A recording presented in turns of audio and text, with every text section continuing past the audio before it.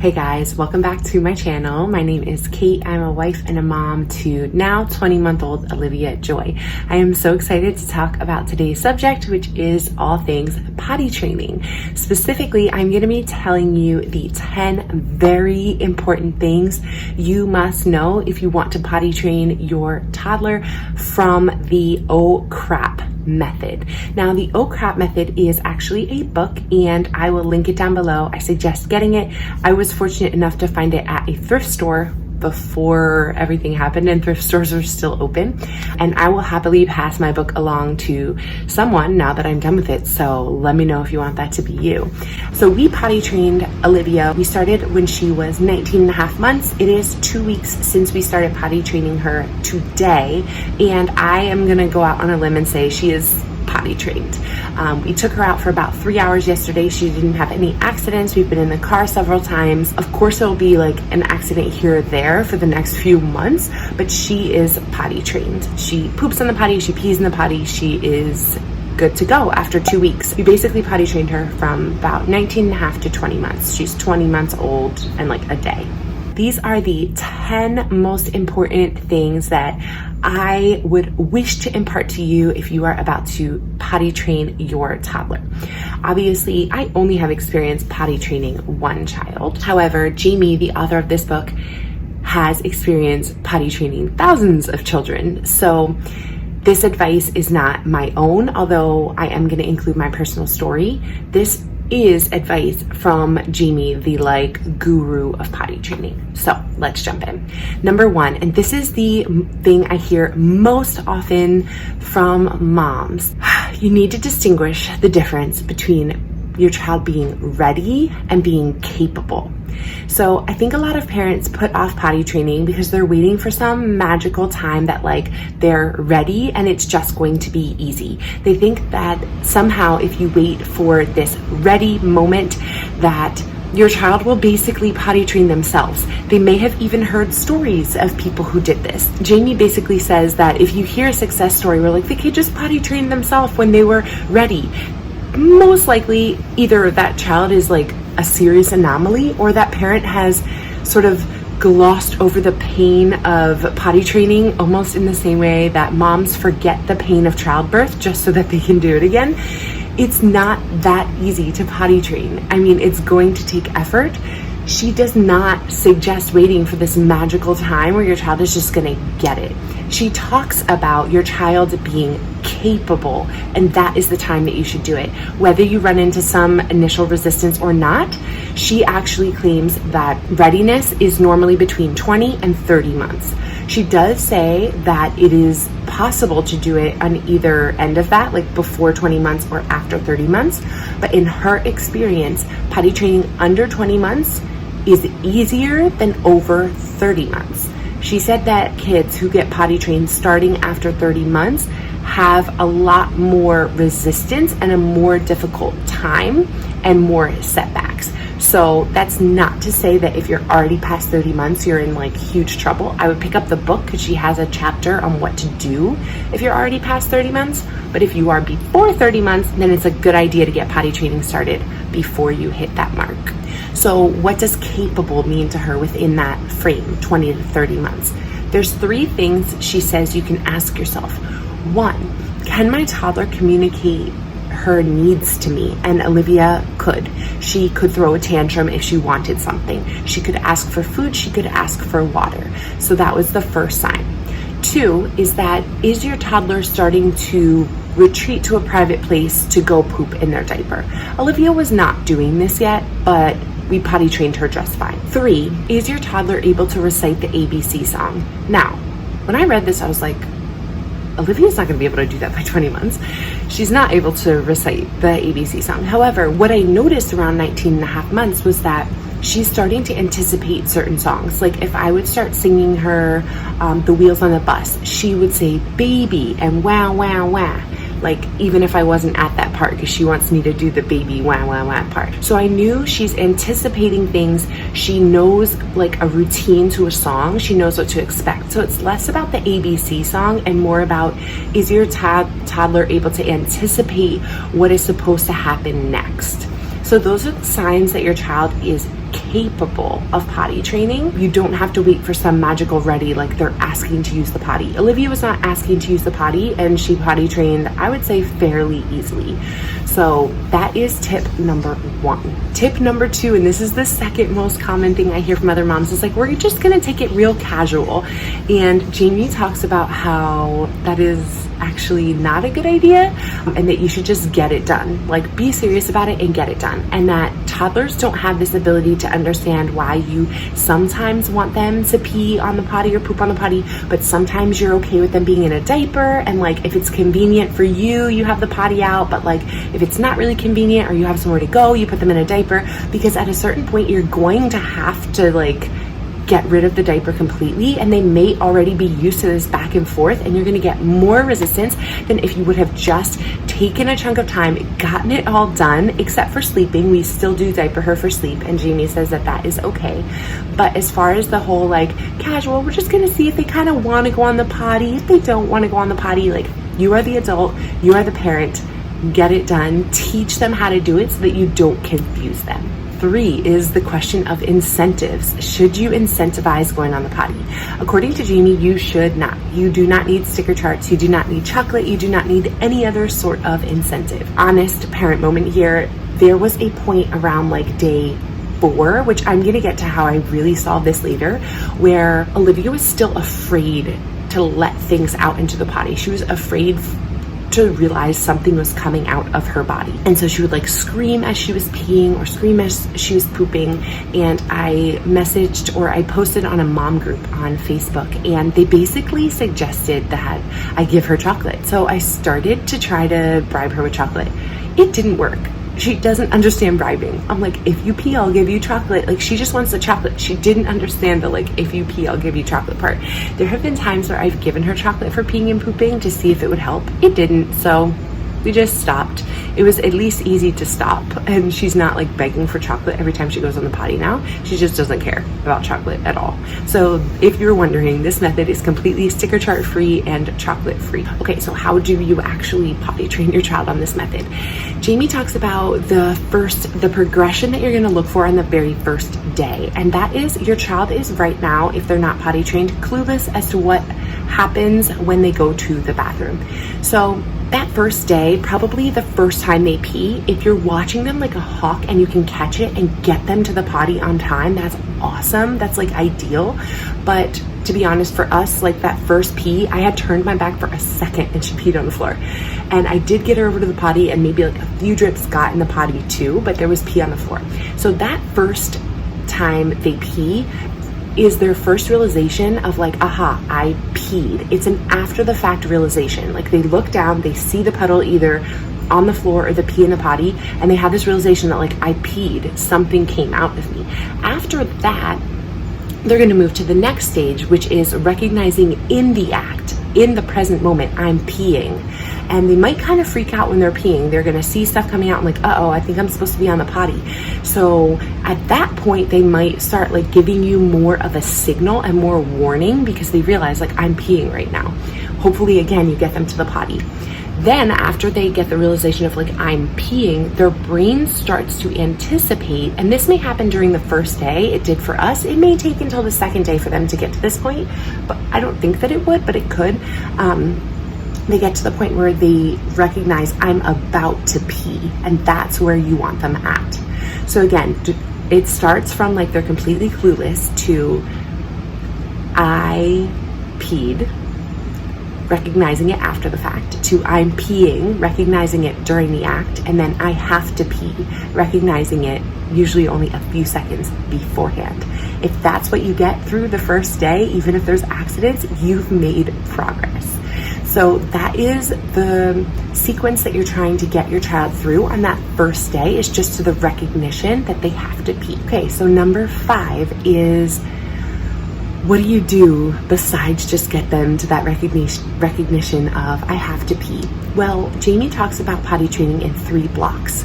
Block 1 is naked. And this is the first day where you are watching like a hawk You should plan to do nothing else that day except for watch your child, because you're trying to catch them every time they go to the bathroom and get them onto the potty.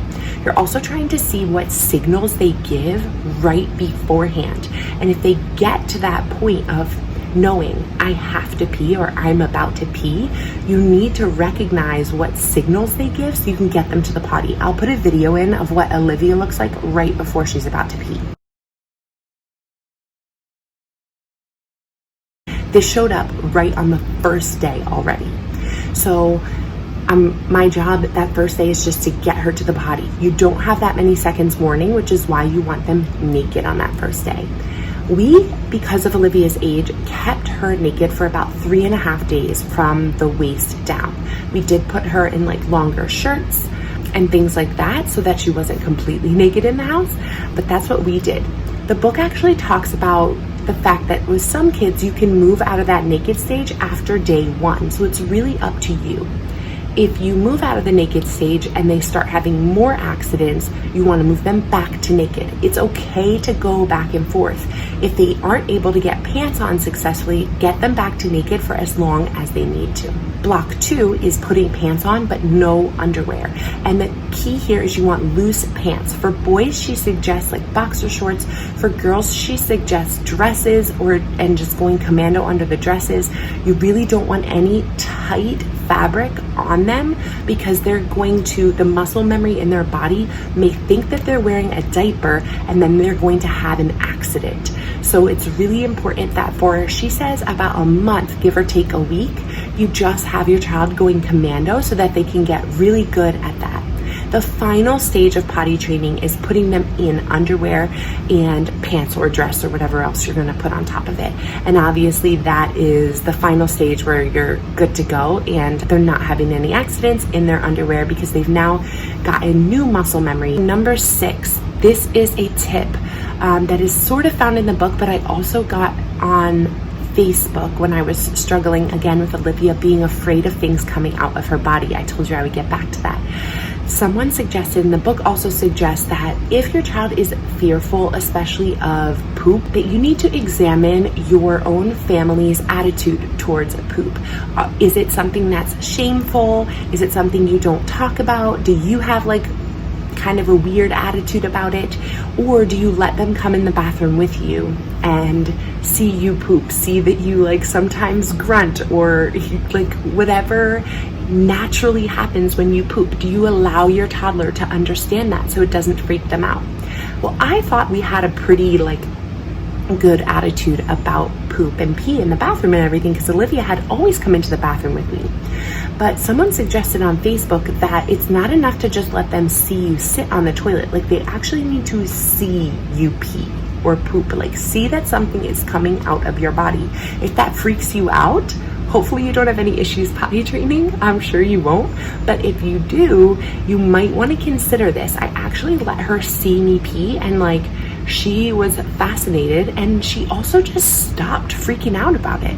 And it was really easy for her to pee after that.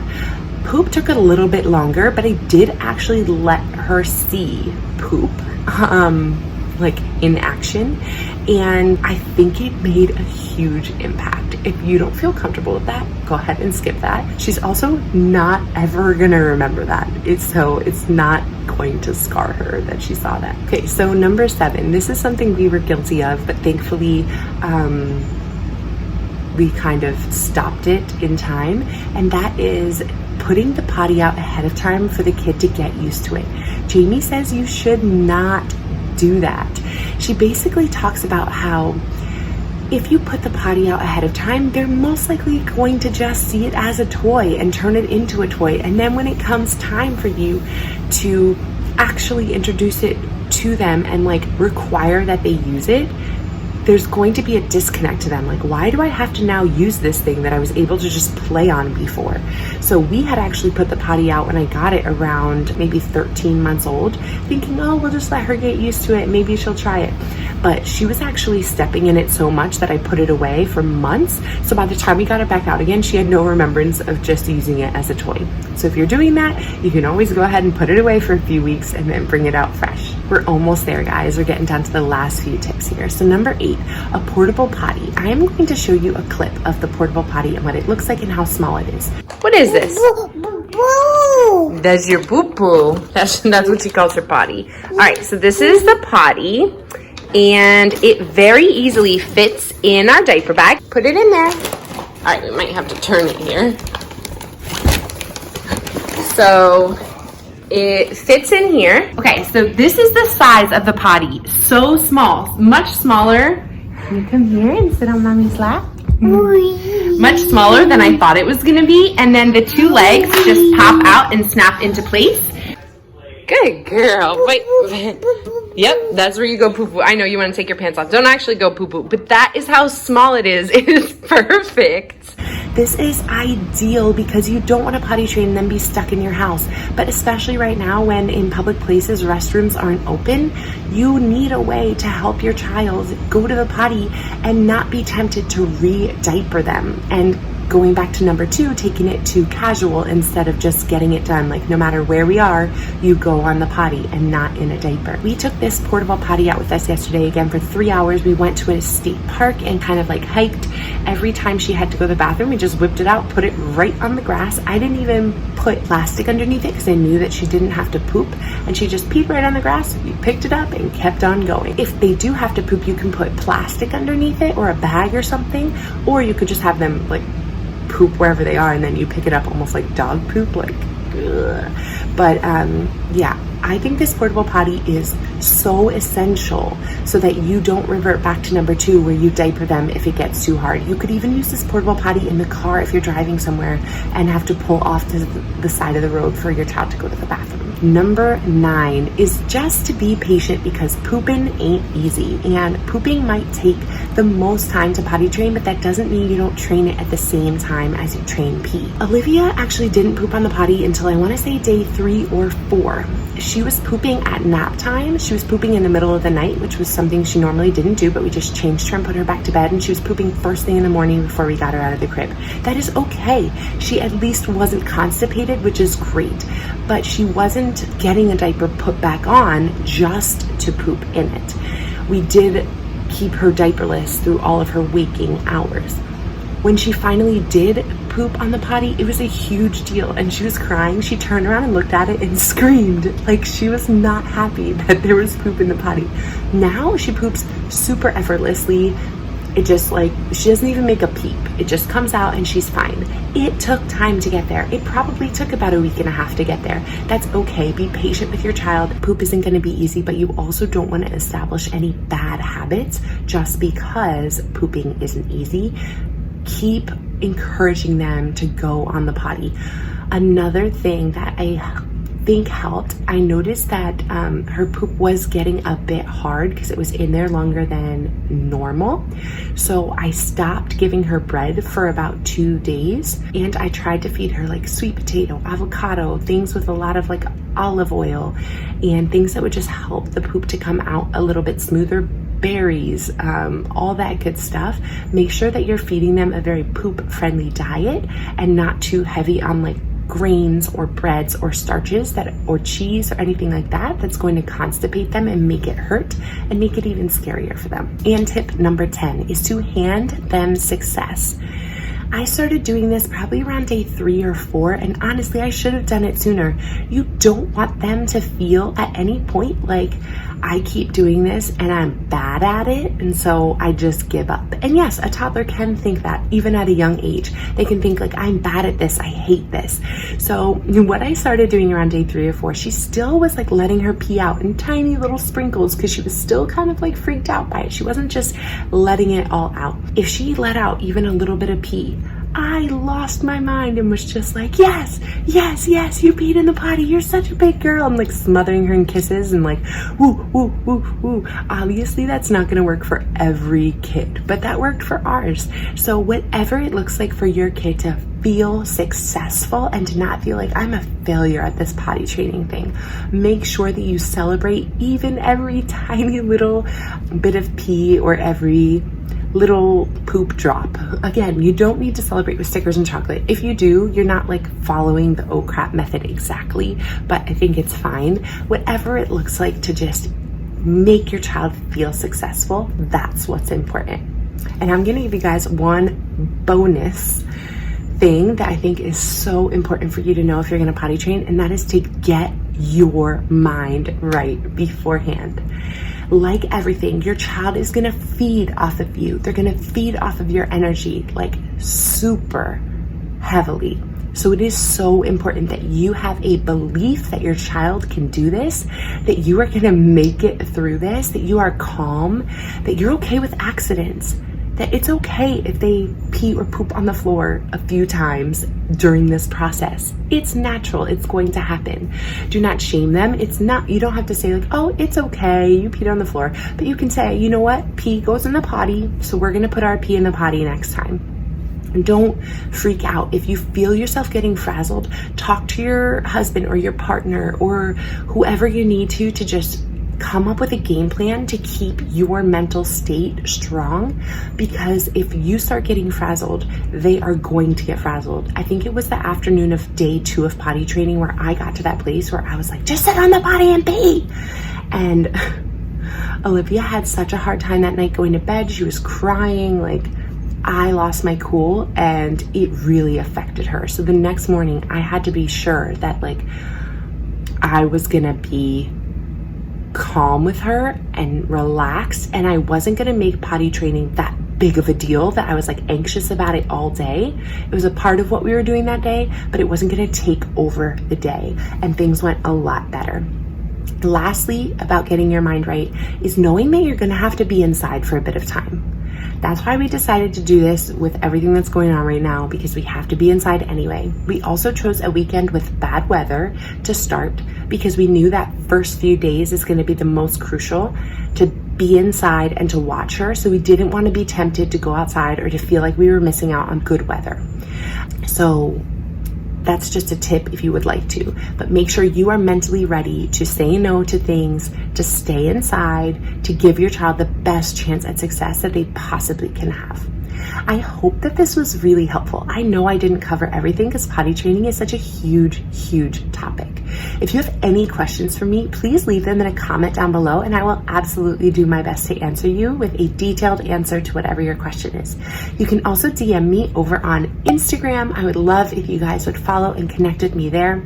I love connecting with all of you, even if it's on old videos. I love seeing comments and engaging with all of you on these topics. So if you would like to continue following along on my channel, I would really appreciate it if you would subscribe if you would like this video, and if you would just stick around to have more conversations about raising toddlers. I hope you guys are all well, and I will see you next week. Bye guys.